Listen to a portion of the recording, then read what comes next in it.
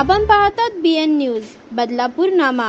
केंद्र सरकारने मराठी भाषेला अभिजात भाषेचा दर्जा प्राप्त करून दिल्याने बदलापुरात मनसेच्या पदाधिकाऱ्यांनी फटाक्यांची आतिषबाजी करत पेढे वाटून आनंद साजरा केला। गेल्या अनेक वर्षांपासून मराठी भाषेला अभिजात भाषेचा दर्जा मिळावा यासाठी प्रयत्न सुरू होते। अखेर घटस्थापनेच्या दिवशीच केंद्रीय मंत्रिमंडळाने मराठी भाषेला अभिजात भाषेचा दर्जा देण्याचा निर्णय घेतला।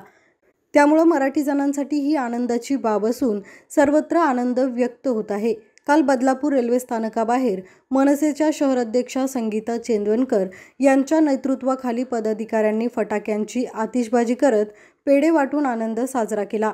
मराठी भाषेला अभिजात भाषेचा दर्जा मिळाल्याने मनसेच्या शहराध्यक्षा संगीता चेंदवनकर यांनी केंद्र आणि राज्य सरकारचे आभार देखील मानलेत। नक्कीच सन्माननीय राजसाहेबांनी मराठी भाषेला अभिजात दर्जा मिळावा यासाठी प्रयत्न केलेत आणि त्या प्रयत्नांना कुठेतरी यश आलेलं आहे। मी केंद्र सरकारचे खरोखर आभार मानेन आणि राजसाहेबांना देखील धन्यवाद बोलीन की तुमच्यामुळे मराठी भाषेला अभिजात दर्जा मिळालेला आहे। मराठी भाषेसाठी मराठी फलकांसाठी बदलापूर शहरामध्ये वेळोवेळी आंदोलनं झाली। ते आंदोलन करत असताना आमच्या काही पदाधिकाऱ्यांवरती केसेस देखील झाल्या, पण तरीसुद्धा आज मराठी भाषेचा विजय झालेला आहे, मराठी माणसाचा विजय झालेला आहे।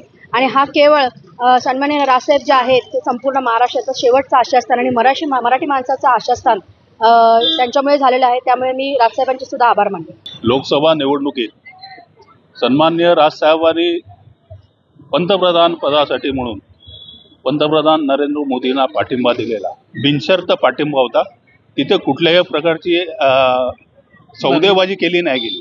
फक्त राजसाहेबांचं एकच म्हणणं होतं की आमच्या मराठी भाषेला अभिजात दर्जा मिळावा आणि तो आज पंतप्रधान मोदींनी केंद्रीय मंत्रिमंडळाने तो मंजूर करून आज आम्हाला खूप मोठा आनंद साजरा करण्यासाठी एक संधी दिलेली आहे। आणि आज त्या आमच्या मराठी भाषेचं संवर्धन कसं करायचं ते आम्ही आता याच्या पुढे आम्ही सर्व त्याकडे जास्तीत जास्त लक्ष देऊ आणि आपली मराठी भाषा साता समुद्रापार कशी जाईल याकडे आम्ही लक्ष देऊ। अशाच प्रकारचे नवनवीन व्हिडिओ आणि बातम्या पाहण्यासाठी चॅनलला लाईक, शेअर आणि सबस्क्राईब करायला विसरू नका।